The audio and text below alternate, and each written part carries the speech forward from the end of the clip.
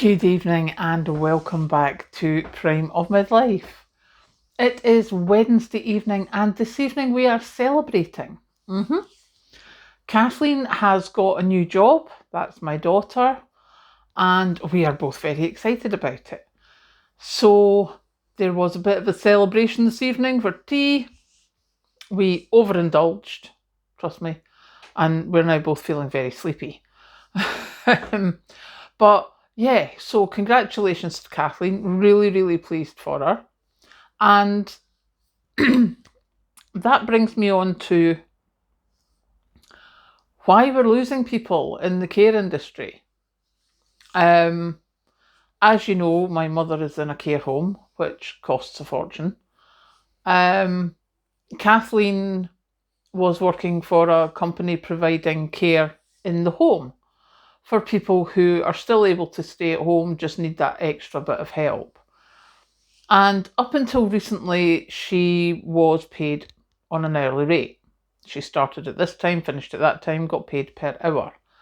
However, as I'm sure most of you know, here in the UK, if the council are paying for your care, they will only pay a maximum level. If you pay privately, the level is much higher, it's more realistic. But the care companies, etc., have got to try and cover their costs for what they lose by doing council contracts. And sometimes, I think, I'm not sure, but I think sometimes clients do a bit of both. But what's happened recently is the company Kathleen was with have changed the way the payments are done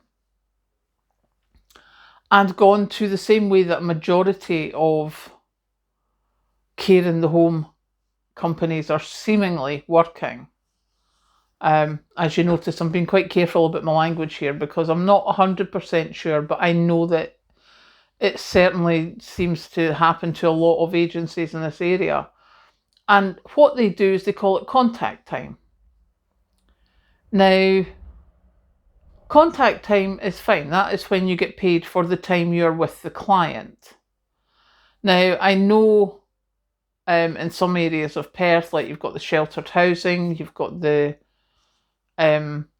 additional needs housing, etc. So the carers can go from 1 to 2 to 3, they can walk between them, they're not that far.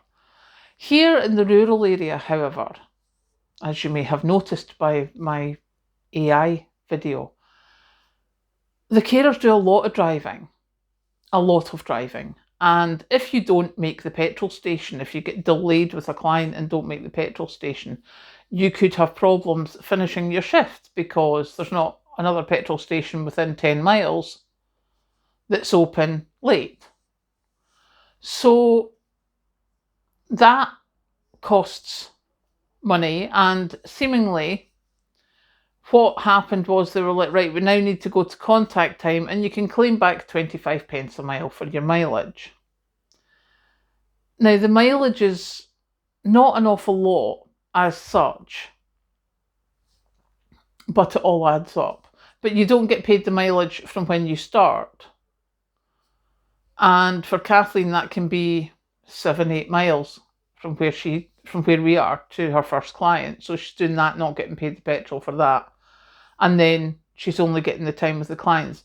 Now, that dropped her wages considerably. And I mean considerably. And she's now gone to this other job, which is working from home. So no travel costs. Less money by almost £2 an hour. And she's still going to come out of that about £200 better off a month. And they wonder why people don't want to work in care.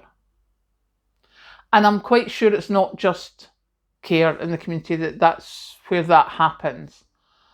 I didn't realise that this contact time was a thing until Kathleen's firm changed it.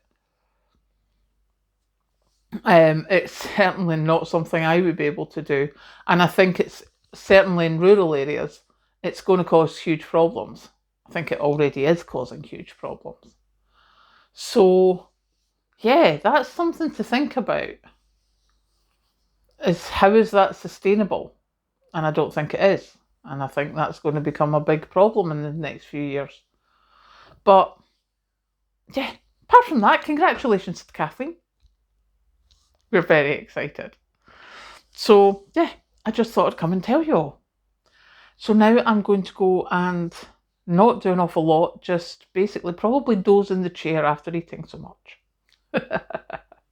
Hope you have a good evening. Catch you later.